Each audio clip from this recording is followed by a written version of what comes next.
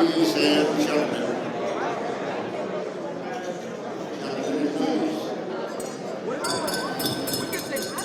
we hope you enjoyed this dinner, and now it is my pleasure to introduce Frank Colloquy, the president of the Grant Monument Association, who will say a few, and this is not the word, a few remarks.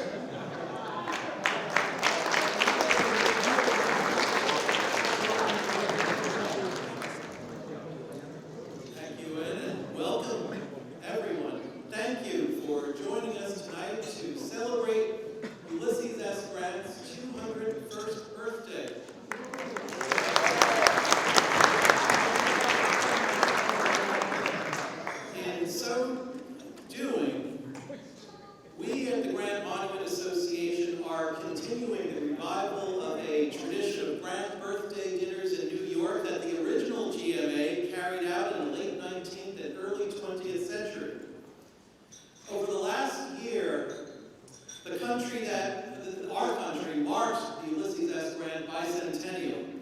Grant's 200th birthday was observed at events in the various places where Grant lived, as might be expected. But on top of that, the milestone was also commemorated in proclamations or other special messages issued by all 6 living presidents, a concurrent resolution in the United States Congress, the chairman of the Joint Chiefs of Staff in all 50 states, usually by their governors, in other cases by state legislative leaders, plus the mayor of the District of Columbia. Early this year, the state of Ohio enacted as a new law a designation of Grant's birthday, April 27th, as Ulysses S. Grant Day in that state.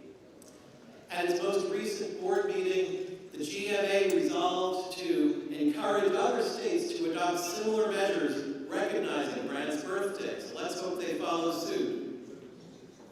And in December, I am pleased to report that Congress passed and President Biden signed into law legislation authorizing the President to posthumously promote Ulysses S. Grant to General of the Armies of the United States, the U.S. Army's highest rank.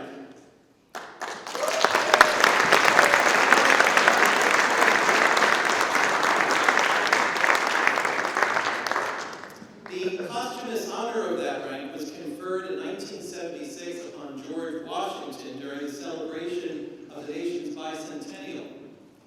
And what a fitting honor it is for the top commanders of the U.S. Army during the 2 wars of existential importance to the United States, the Revolutionary War and the Civil War.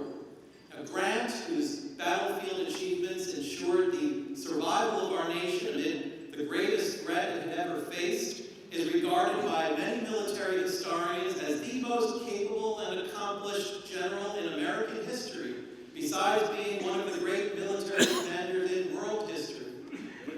His campaigns are still studied by the modern United States Army, as I know many in this room, from cadets in training to both active and retired officers, can attest. And of course, his battlefield accomplishments effected the emancipation of enslaved people. Now, all that remains is to formalize Grant's posthumous promotion, is for the President to make the appointment that Congress has authorized. Now, that has not happened yet, so if anyone here has the President's ear, I hope you will mention this to him. Then we can celebrate accordingly. Together, all these tributes provide a remarkable record of the wide esteem in which Grant is viewed nationwide, across partisan and regional lines 200 years after his birth. And it is not just Grant's military legacy, but also his political legacy that is being celebrated. During his post-war career, which occurred during the Reconstruction era, he fought for profound changes to the Constitution that conferred upon former slaves equal rights, including under the 15th Amendment, the right to vote regardless of race. Yet over the subsequent generations in which this new system of equal rights was overtaken by Jim Crow, The accomplishments of the Reconstruction era were distorted and disparaged. Historians denigrated Grant's presidential legacy, not only in the South, but nationwide. But this attitude had to change after the transformation that occurred during the 20th century civil rights movement. In last year's Grant bicentennial proclamations, even governors of former Confederate states celebrated Grant's contributions to equal rights and noted their own state's role in ratifying the 15th Amendment. In addition to benchmarks of equality and other domestic policy triumphs, Grant's presidency included benchmarks in peace, averting war with other countries in challenge after challenge while elevating the respect the United States enjoyed abroad to unprecedented heights. In his second inaugural address, delivered 150 years ago, Grant stated his ideals and aspirations, including that, quote, the civilized world was tending toward republicanism, or government by the people through their chosen representatives, and that our own great republic is destined to be the guiding star to all others. To mark the anniversary of his second inauguration, we have printed for each of you a copy of the address in its entirety. We'll have it for you in tote bags, but as you leave, so please pick them up. This Grant birthday dinner once again provides an occasion when Americans who may starkly differ with each other in our own polarized times come together and put their differences aside in an act of shared patriotism. With that in mind, we are glad to share with you several mementos of the Grant bicentennial that were not yet available when we met here for dinner a year ago. So you're the crowd that gets the freebies.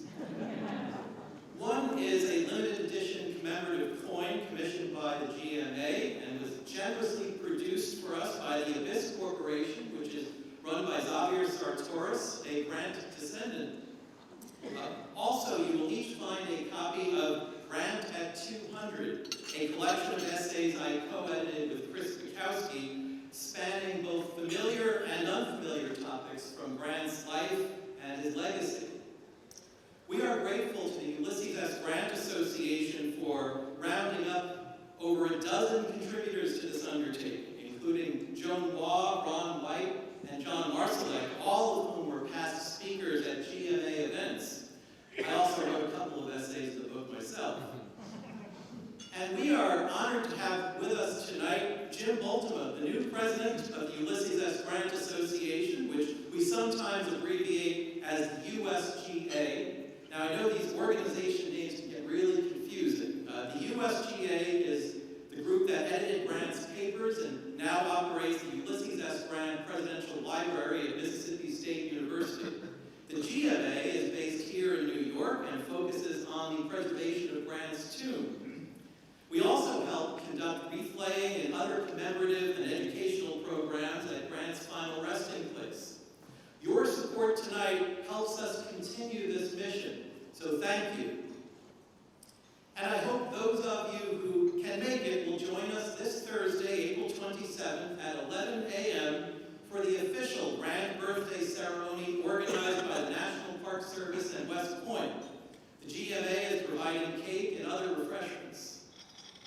As for tonight's program, those of you who have been with us before know that the focus of our Grant birthday dinners is education and scholarship, which is why we hold every year's dinner as a scholarly colloquy.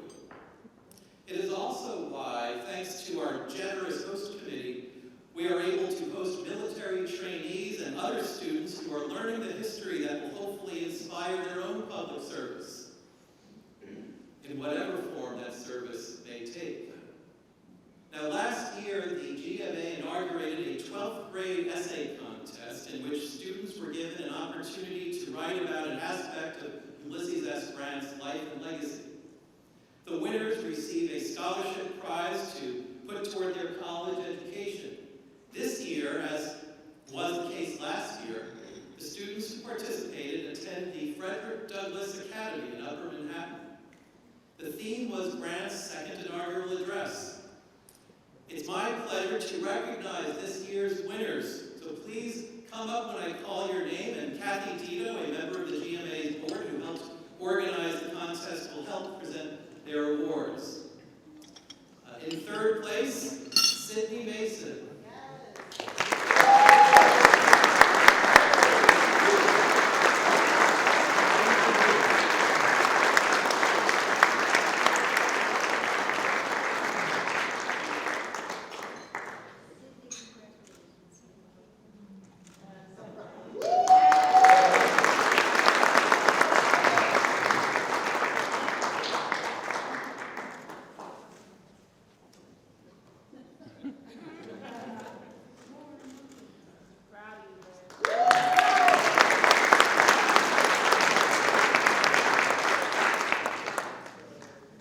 In second place, Jiden Harwell.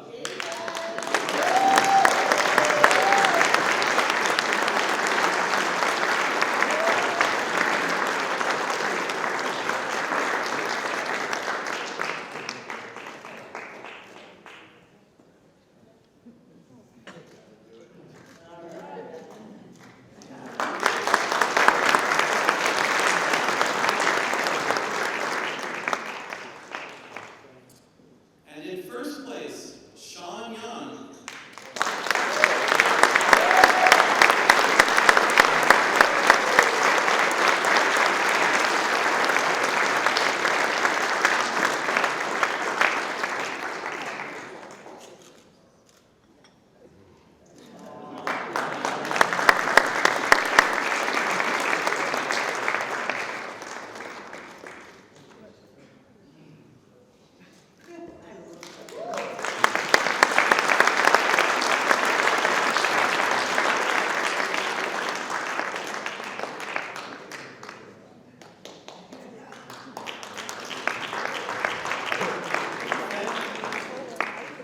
Thank you, all of you. I want to thank all of the students in the school who participated in the essay contest, as well as the faculty members and Kathy for all your hard work conducting the essay contest.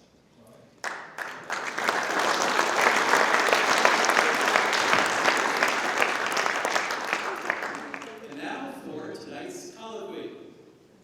It has been our supreme honor to have General David Petraeus conduct our colloquy every year, taking time out of his very busy schedule, and without exaggeration, I can say that he is the reason we have an annual dinner. He will introduce his colloquy partner, Brooks Simpson, but I just want to say a word about Brooks. He is the most prolific living Grant scholar, not to mention someone who has produced first-rate scholarship on the Civil War and Reconstruction generally.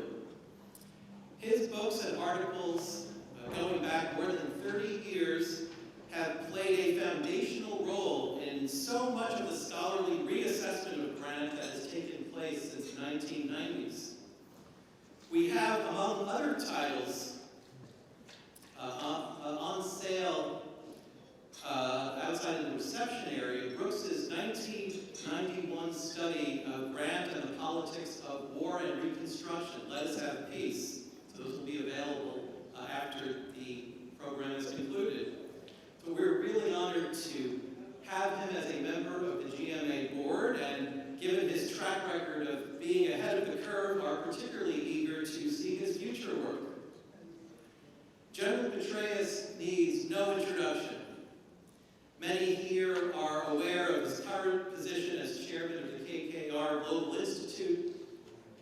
Many more across the country know him as the former director of the CIA, and before that, for his exemplary performance in the multiple combat commands he held during his 37 years in the United States Army, including as the architect of the surge in Iraq and elsewhere in the Army's Central Command. Please join me in welcoming to the stage America's greatest living commander, General David Petraeus.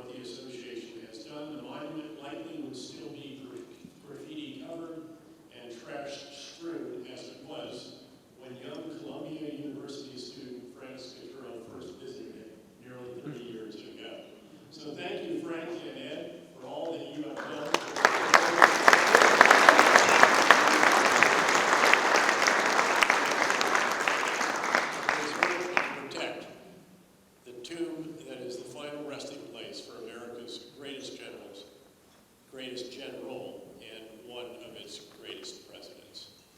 And how nice to celebrate this birthday once again at the club that was founded, please recall, when New Yorkers sought to support the Union cause during the Civil War and broke away from the Union Club up on that Upper East Side when the Union Club refused to expel Robert E. Lee from its membership. And thanks once again to the wonderful Union League Club team that has done such a great job again this year. Thank you to all.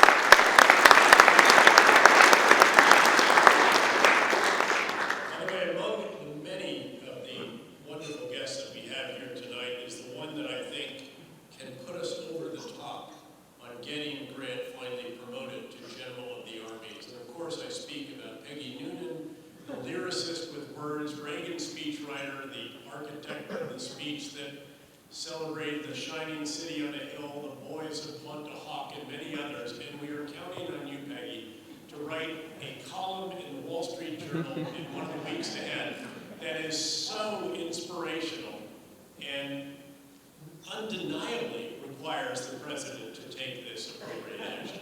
We thank you.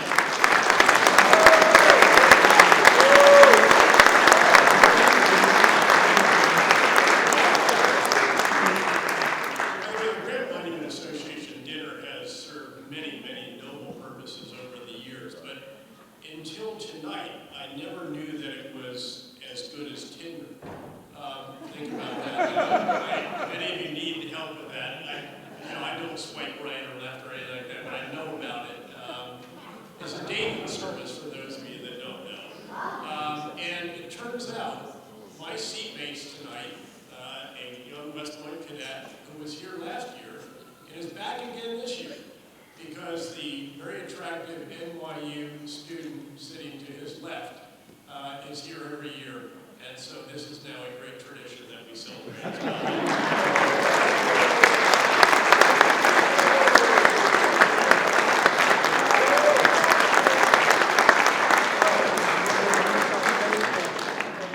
Future infantry officer there, I might know, and yes, he is going courageously, don't worry. Look, it's a tremendous privilege to have with us this evening Professor Brooks Simpson.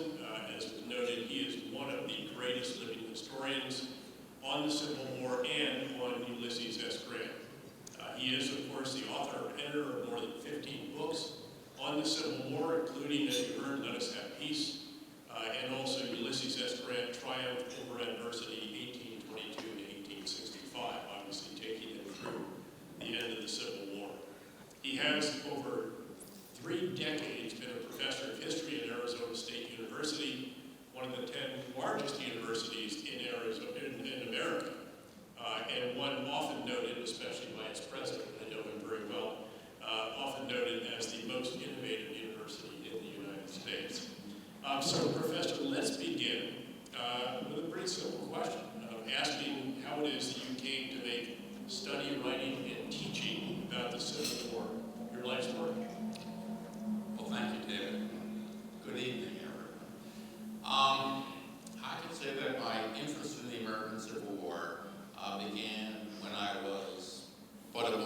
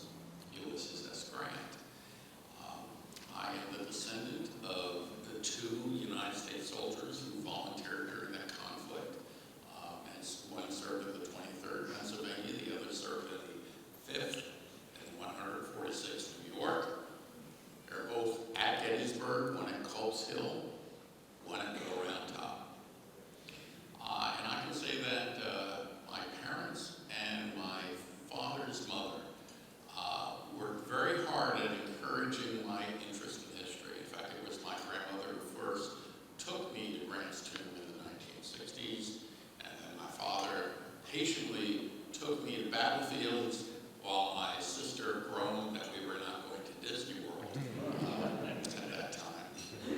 And they encouraged that. And they gave me books to read. The primary author that they gave me to read was Bruce Catton, of course. And so Bruce Catton not only wrote about the American Civil War, but also wrote a 2-volume biography of Grant's wartime career, following upon Lloyd Lewis's volume, Captain Sam Grant, that took Grant up to the American Civil War. So they encouraged this. So there was an advocation more than anything else. And then I found out that you could also make history a vocation. That history is a very creative act.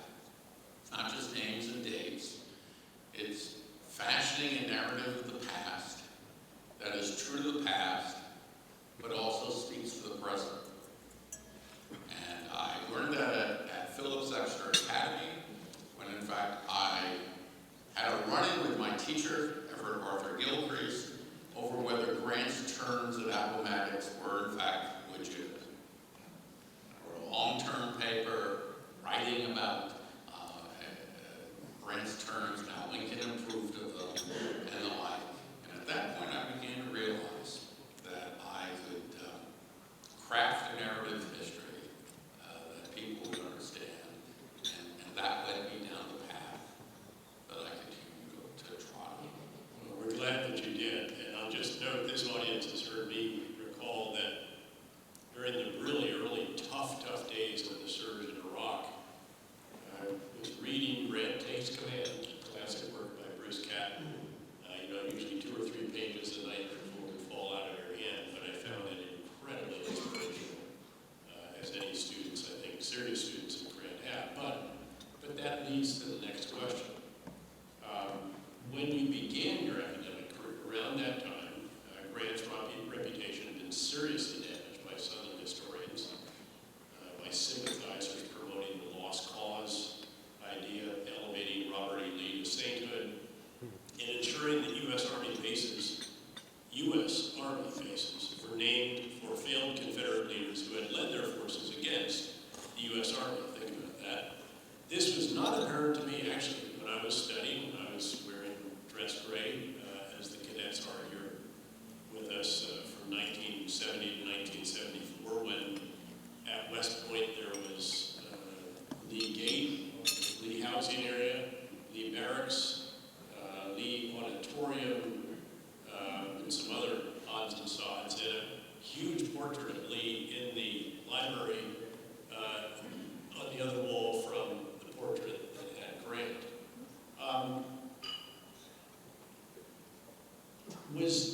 Did you understand, was this apparent to you during your studies in early teaching? It sounds as if you were a little bit further ahead in your assessment of Grant than I was at that time.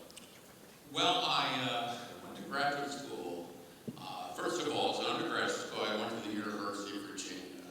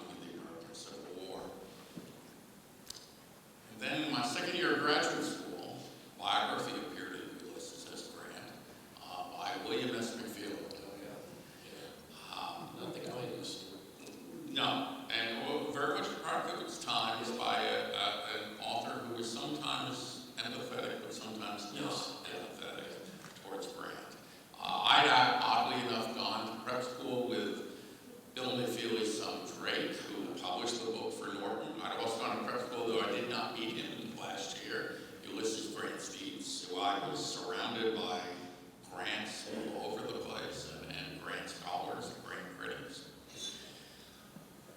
But I thought McFeely's book was a product of William McFeely, not a study of Ulysses S. Grant. And didn't help that Mr. McFeely's graduate advisor, C. Van Woodward, prominent Southern historian, actually chose to review his former students' work, which some might deem a conflict of interest. And I have had since opportunity to point that out. And so all of a sudden I thought, well, maybe I could write about Grant, and I could write about Grant in a different way. And that I could take the period of Grant's career between his entry into the military at the beginning of the American Civil War's re-entry, and his decision to run for president in his election in 1868, and say, how could a man who we before that time thought as a political imbecile, whose first two initials had come to represent the term uniquely stupid, and suggest that Grant had a much better understanding of the world he inhabited, and the decisions he made and their political as well as military ramifications. And one of them, by the way, was the destruction of slavery. A lot of people forget that Ulysses S. Grant was the last slaveholder to be president of the United States. And yet he manumitted his slave, William Jones, and later on became a fierce advocate not only of emancipation, but enlisting African Americans in the United States military service. Grant understood the challenges of the war and Reconstruction in a way that most previous scholars had not appreciated. And so he was, in a sense, the classic Clausewitzian Karl von Clausewitz general who understood that war was politics by other means, and then during Reconstruction, as General-in-Chief, during the administration of Andrew Johnson, began to understand that politics was war by other means, and that what had been achieved at Appomattox had to be preserved in that post-war world. And so that challenged, the Let Us Have Peace book that came out in 1991, challenged that dividing line on Grant's career at 1865 and said that war and peace were part of a larger continuum for Grant, who was not only in the end in charge of the United States Army, winning the war to subdue the Confederacy, but then was also in charge of the United States Army that was empowered to enforce Reconstruction. And that meant justice for African Americans and the protection of their rights. That's something that people did not pay attention to. That Reconstruction in many ways defined what the American Civil War achieved and what it did not achieve and what we left for later generations to address. And a great contribution. Now, I assume you'll agree with me that Grant was unique in our military history. Anyone who wants to challenge this later, I'm ready to hear it. He's the only general in our history who was brilliant on the battlefield, the tactical, as land between the lakes and so forth, operational, Vicksburg, again getting larger and larger, and then strategic levels. No other general in our history has ever done that. What were the qualities that you assess were the source of his genius as a general? I'll pick two. And one was the fact of his, the academic subject at which he was best was mathematics. Reducing a problem to its simplest terms. That he could analyze what was before him and understand the fundamentals that he had to address. The other was an ability to deal with the unexpected. That any commander has to do that. That the best plans, as von Moltke, Prussian leader, would say, rarely survive the first contact in battle. And that Grant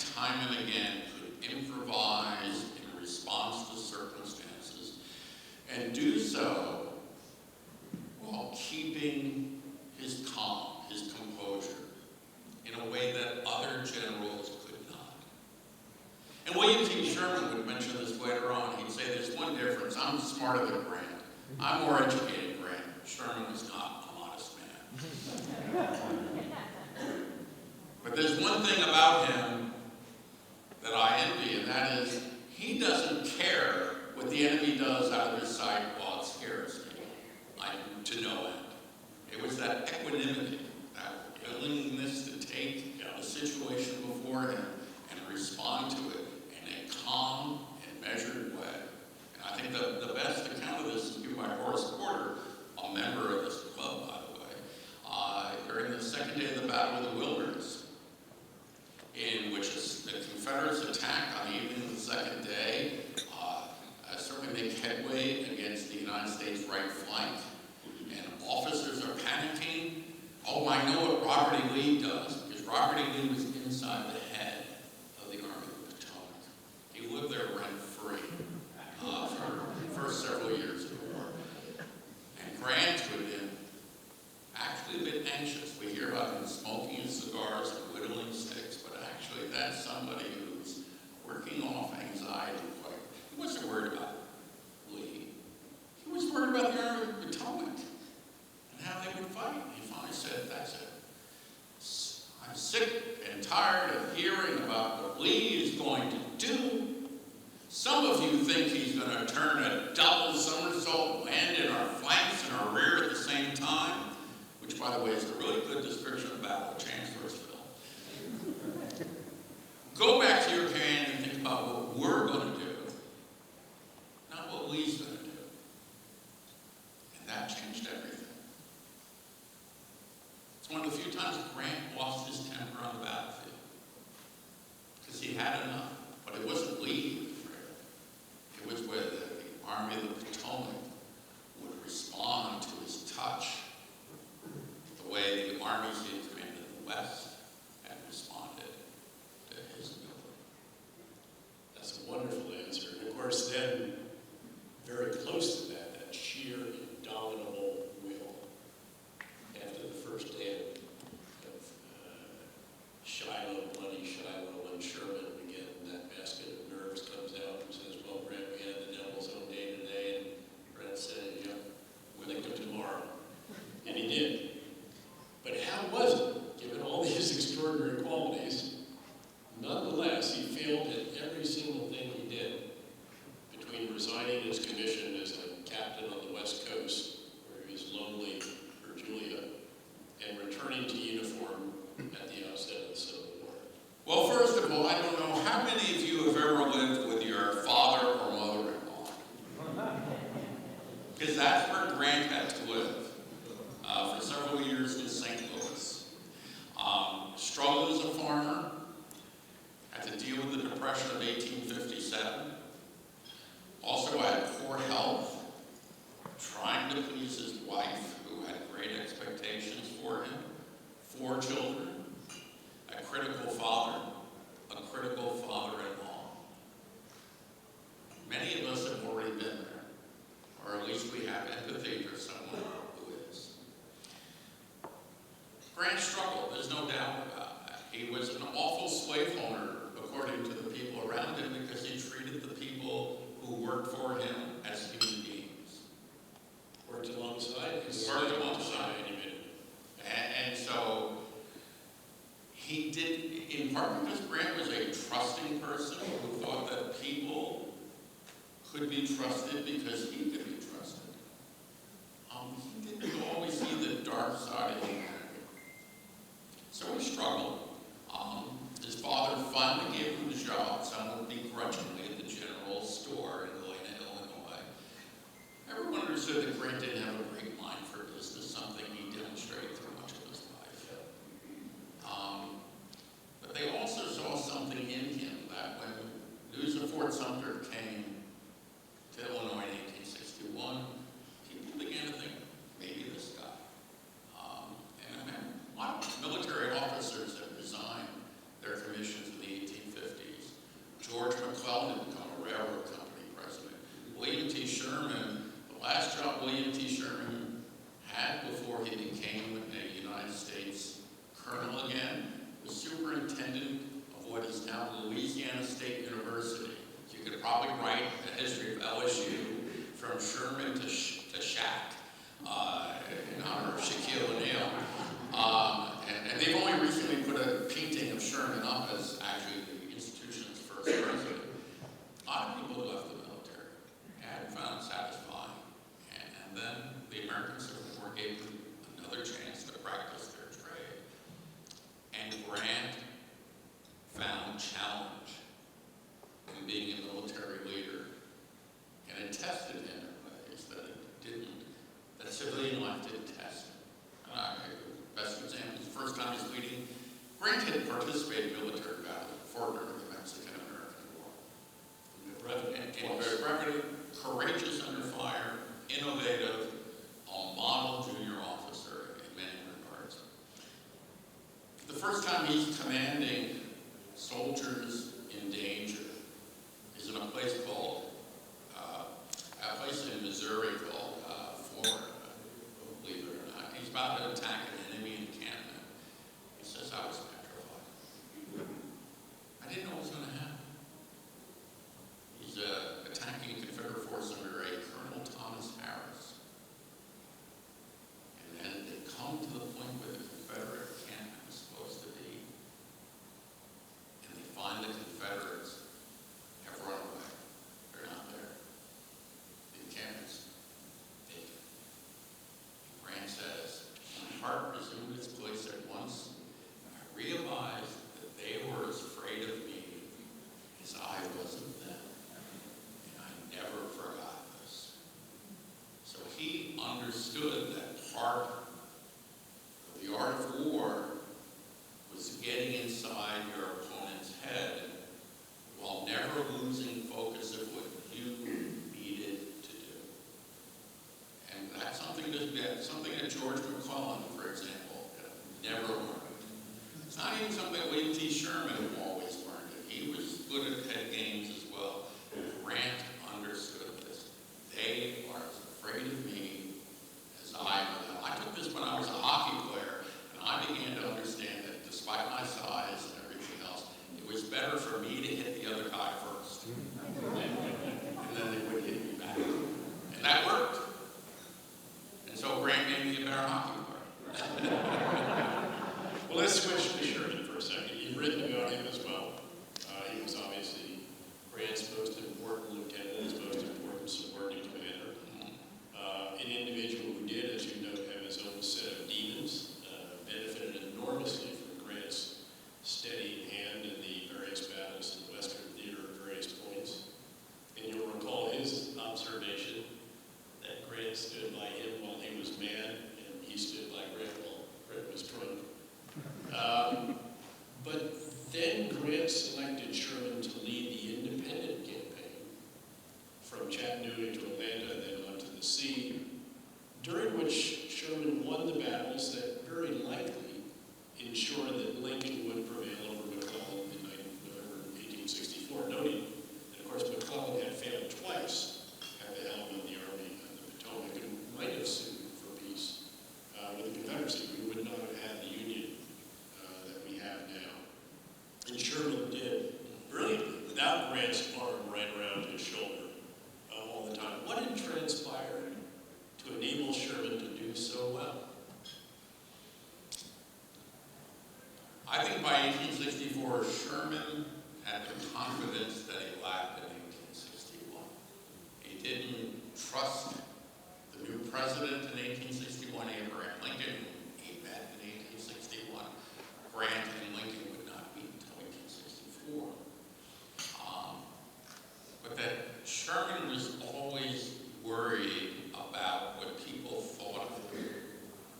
And so, for example, one thing that we notice is that when Grant smoked cigars, the ultimate cause of his death from throat cancer, cigars calmed him down. So they were a sedative. The wilderness Grant had 24 cigars in a day. That tells you Grant was nervous, smoked to calm down.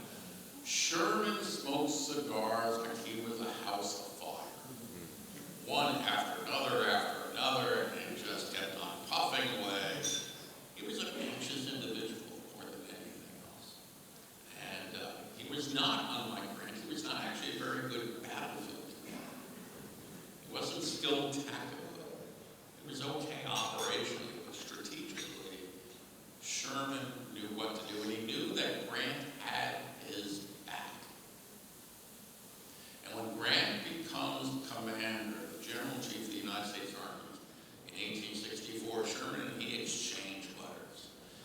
And Grant wants to assure Sherman that, you know, much of what I am is due to you and James B. McPherson. And Sherman writes in response, I knew if I was ever in trouble, you would come out to save me.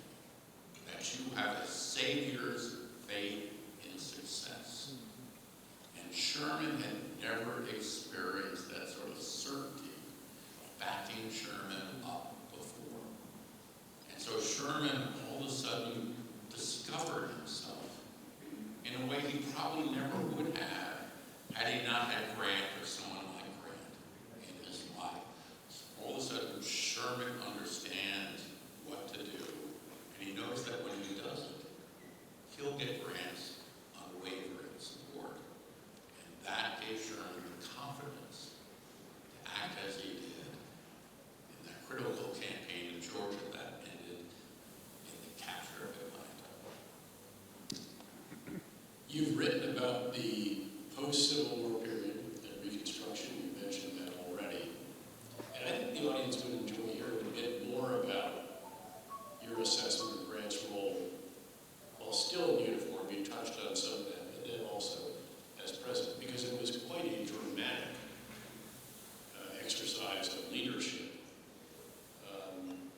in very serious situations and taking very dramatic actions to dissolve state houses. For those who don't recall how significant this was. Well, let's first of all talk about Grant still General in Chief of the Army of the United States. In April 1865, on April 9th of that year, he accepts the surrender of Robert E. Lee in the Army of Northern Virginia. People forget Lee surrendered to Grant. Lee didn't actually lose. It wasn't the other way around. 5 days later, He was out general. he was out general. Keep in mind, Lee failed to get the strategic big ideas right. He gambled time and again, and therefore he could not continue the war in the way that he could have in 1864. Again, the only way the South could win is for Lincoln to lose, and that was really the defining moment. Right. 5 days after after Lee surrendered, Abraham Lincoln is shot at Ford's Theater in Dodge the following morning. Ford's Theater, a play in which, by the way, the Grants had been invited to attend with him. And the Grants did not go largely because both Ulysses and Julia Grant had grown tired of the antics of Mary Todd Lincoln. And they had decided, and many of us will understand this, the general begged off on the president's invitation to go to the theater, saying, I've got to see the kids in New Jersey. And they're on the train back to Burlington, New Jersey, when they find out that Lincoln has been shot. They come back. And Grant himself said at that time that he was aware that something traumatic had happened. A man he'd only met once, Andrew Johnson, was now president. He said, I dread the change. I don't know why. And he was right to do so. Andrew Johnson was not committed to equal rights for African Americans. He bent over backwards to reconcile with former Confederates, which was a surprise to many people who thought that he had talked about how treason was a horrible thing and treasons needed to be, in his words, impoverished. That's clearly not what happened. During the next 4 years, therefore, Grant had a very difficult problem to address is how do you observe what you're supposed to do as the General Chief of the Army of the United States, given how Americans view civil-military relations, while at the same time staying loyal to the sacrifice of the men you have led to preserve the Union and destroy the institution of slavery. How do you do that against a president who seems determined to upset what you had recognized as the fruits of victory?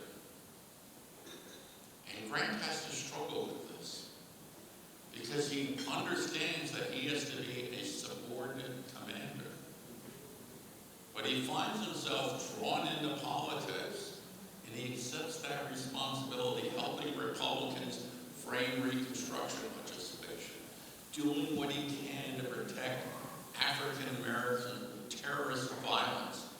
And let's understand that what was going on in the American South between 1865 and 1877 and beyond was white supremacist terrorism against African Americans and their allies.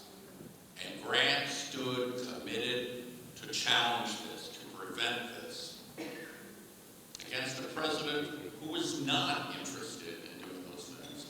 There's a speech, a book out there that I edited about documents about Reconstruction. Andrew Johnson addressed African American soldiers leading the military in 1865, and I want you to think about this in terms of how American presidents address military personnel. He told the African Americans, you better straighten up or you'll become extinct. Now, can you imagine an American president addressing American military personnel? And that's what these soldiers were. The fact that they were African American was incidental as opposed to the blue uniforms they wore. Can you imagine an American president addressing people? Grant felt a commitment to the men he had led and to the people he had helped free and who he knew in many cases had helped free themselves. And that meant continually battling an American president, but all within the context of the deference of the military to the civil authority. Very challenging. In the end, Grant decides to run for president, not because he wanted to be president. This is something Bill McFeely got flat on. Grant had everything you could want in 1868. They gave him houses, they gave him libraries. New Yorkers, by the way, just gave him money because that's how New Yorkers are. But Grant said, I have to run for president, he explained to Sherman, because otherwise, if we let any politician, Republican or Democrat, become president, we will lose the fruits of the victory that so many have done so much to achieve. So we felt an obligation to become president.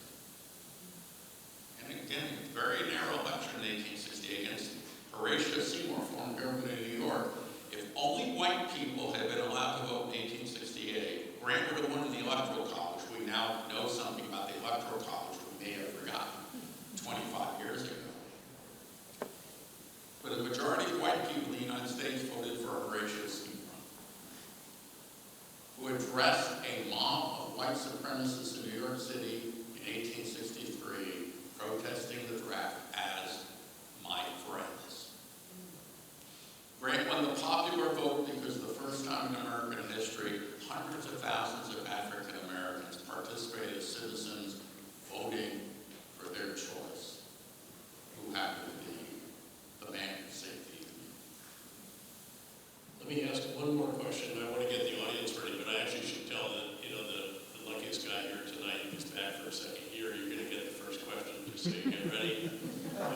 We need to hear from a future instrument to see how you are on your feet. And I think they're going to bring a microphone over to you. They're right there, so you can give that one to him so he'll get ready. So the last question before we go to the audience. We often tend to focus on Grant as the general. We overlook his accomplishments as president. His own memoirs, of course, stopped with the end of the Civil War. What would you identify as the major achievements of his time in the White House? First, he fought for African American rights as no president did until the middle of the 20th century. Second, he worked for a peaceful settlement of outstanding issues that came up during the American Civil War with the behavior of Great Britain. And instead of going to war with Great Britain or perhaps annexing Canada, which would have changed a lot of things, the National Hockey League would be all U.S. Go Islanders. No, that's bad place to say that, but that's okay. A negotiating peace with Great Britain was a great achievement. The notion of international arbitration was something that had not been tried. He also tried, in his way, in a way that I think is open to criticism, to forge a different path in how white Americans treated Native Americans. It didn't work. It had its problems. It was an assimilationist model that critics call cultural genocide today. But it was certainly an improvement over the notion of slaughtering Native Americans in order to make way for white expansion. I think the other thing, and Frank Scaturo has pointed this out in his decisions in economic policy, Grant stabilized the American economy and made it prosperous internationally with his dealings with issues of inflation, what they call the money question at that time. So both of those are four resistance after. Right here, please.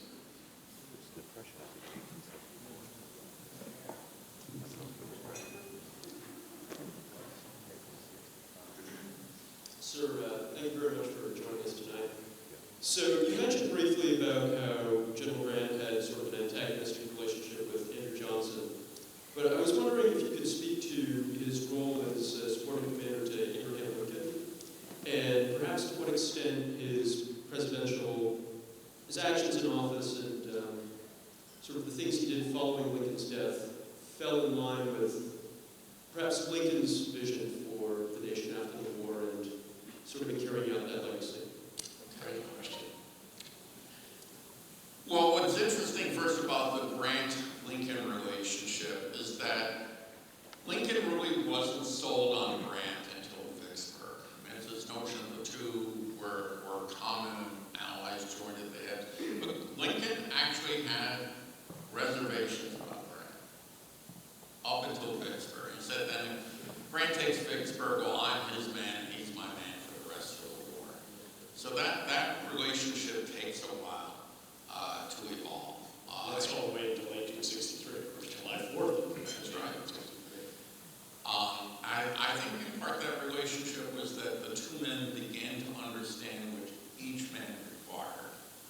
That Lincoln began to understand what Grant required, and Grant in turn was not naive about politics, understood what Lincoln required, that campaign of 1864 was essential to Lincoln's reelection, and Grant understood that.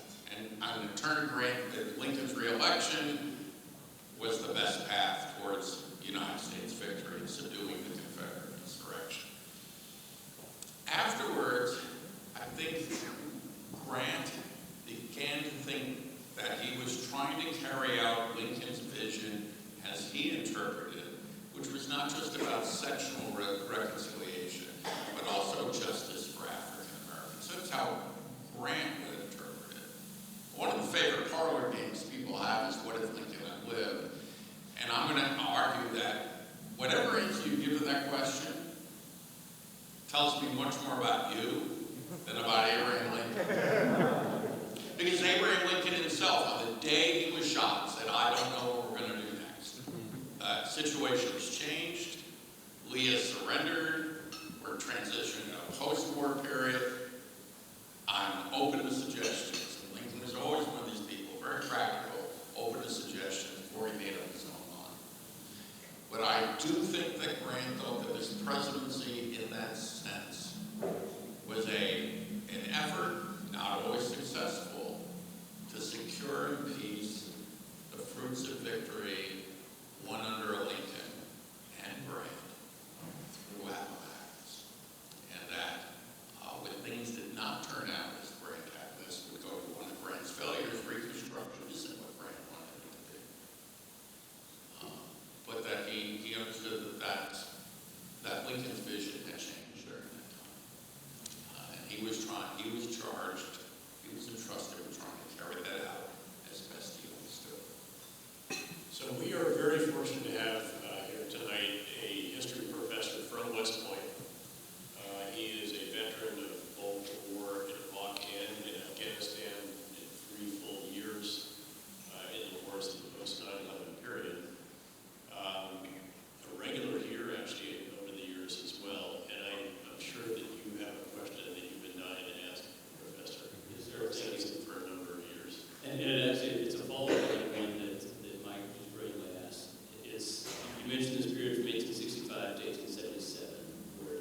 white supremacist terrorism going on in the South. That was from Arkansas. They didn't teach me that. That's not the way we learned it in the South. But I hear today that a lot of people saying, well, we've never been more divided. And then others will say, well, of course, we fought a civil war, we've been more divided. And we focus on the war period, and we miss this part afterwards in Reconstruction. And I'm wondering if you can define something from Grant's time during Reconstruction that might help us to understand how to find our way out of the division that we're in today. I know I'm asking you to project from the past to the present as you do this, but I wonder if Grant would have some thoughts for us.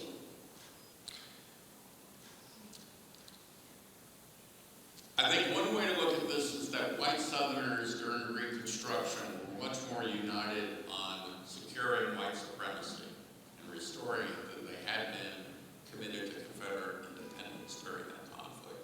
In exchange, white Northerners were far less committed towards African American equality than they had been to crushing the Confederacy.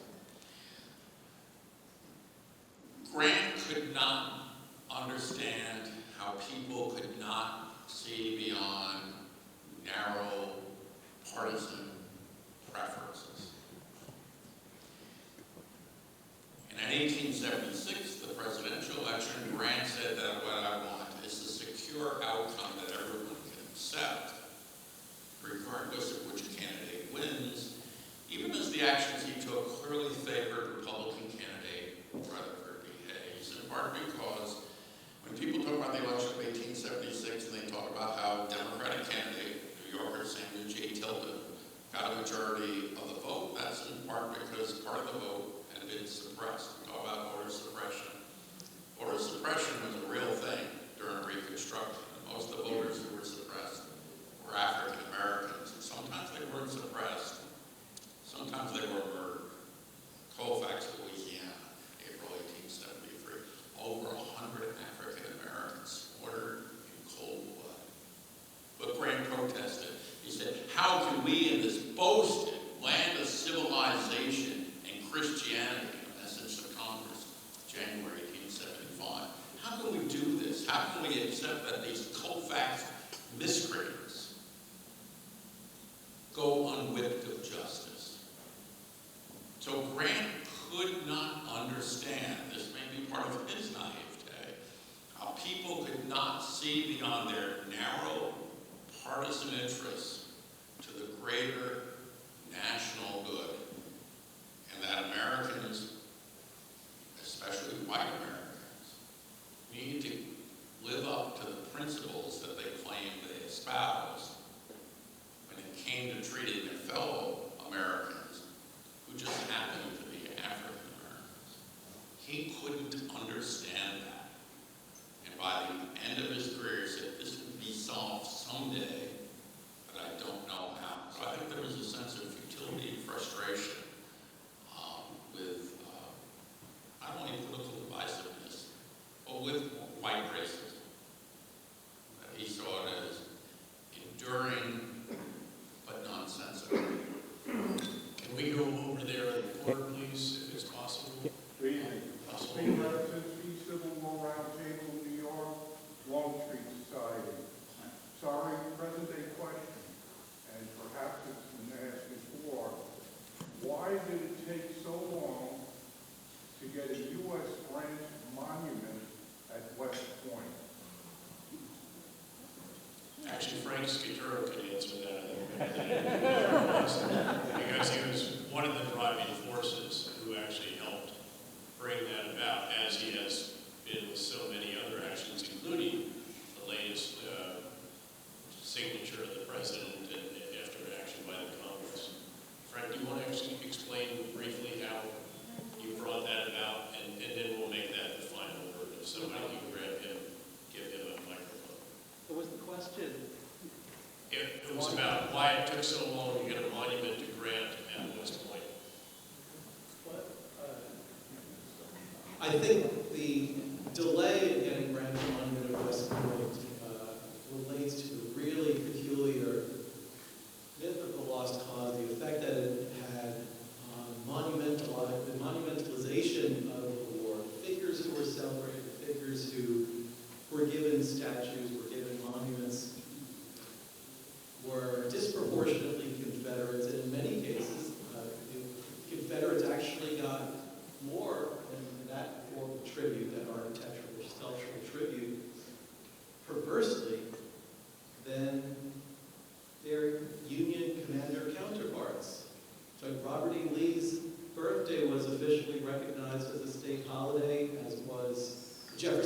Davis's birthday, Stonewall Jackson in Virginia, 0 states recognized Grant's birthday. Similarly, until early this year when Ohio passed a law. So that phenomenon, I think, was reflected in the delay in getting Grant, seeing a statue of Grant at West Point until 2019. You know, I think it is, again, part of the reappraisal that has taken place over the last, again, 30, 40 years or so. Accelerated over the last decade, actually. You know, we've had Ron Chernow, Ron White, Joe Law, others on this stage. But again, this is why we began. When I went to West Point, again, there was the question in our mind, you know, how did Lee not win, given how incredible he was? And it's taken some time for the history books to actually reflect reality and honesty and be forthright in what they convey. And it's taken until just this year, of course, for these rebel bases, as you may recall, I wrote about in the Atlantic. It's time to rename the rebel bases, and how bizarre that we would have soldiers, 20% of whom were African American, serving on a base named for Braxton Bragg, who didn't even complete the war. He actually was sort of thrown out in 1863.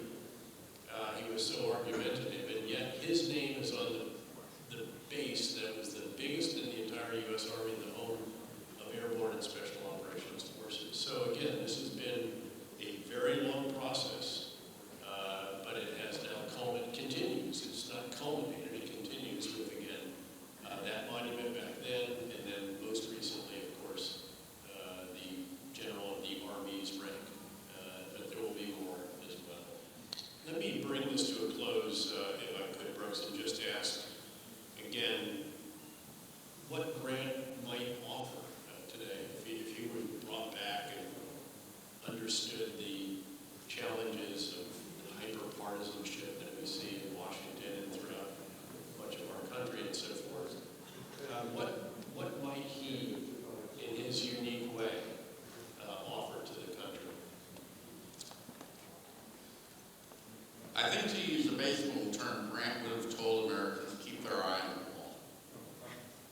That understand what we're really supposed to be about. And that the narrow, though bitter partisan squabbles actually do not contribute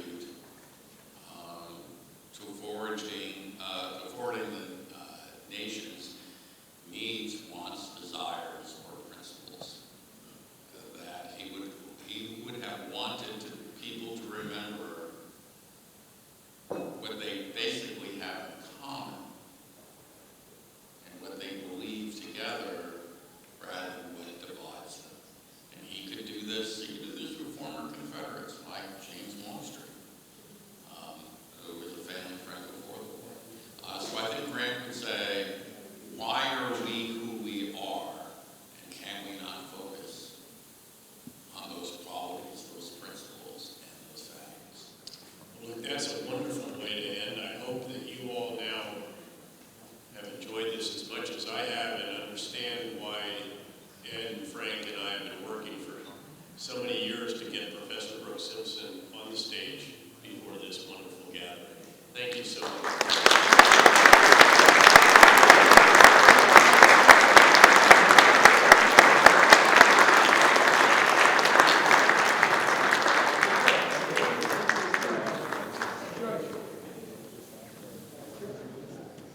John, thank you so much for a wonderful colloquy, a wonderful discussion. Take care. Take it easy. Canada's safe now. Before we conclude tonight, I have a full presentation to make. The GMA has launched a new award to recognize those whose work advances our organization's mission, the interrelated notions of service, scholarship, preservation, and commemoration. We have named this the Horace Porter Award. You heard Porter's name earlier tonight. Horace Porter did it all. He was a Medal of Honor recipient for his service during the Civil an aide-de-camp to General Grant during the war, a White House secretary to President Grant, author of the widely popular book Campaigning with Grant, and while heading the Grant Monument Association, it was his leadership that was responsible for the successful fundraising that was needed for the successful completion of Grant's tomb. Without him, there might not be a Grant's tomb as we know it, at least not of its current architectural stature. And on top of everything else, while Porter was ambassador to France, he was responsible for locating and transferring to the United States the remains of John Paul Jones. Believe it or not. It is particularly fitting that the GMA's first Horace Porter Awards are given to tonight's speakers, General Petraeus, whose service to country and dedication to Grant's memory have been exemplary, and Brooks Simpson, whose scholarship on Grant's life and career have been nothing short of foundational. So thank you both.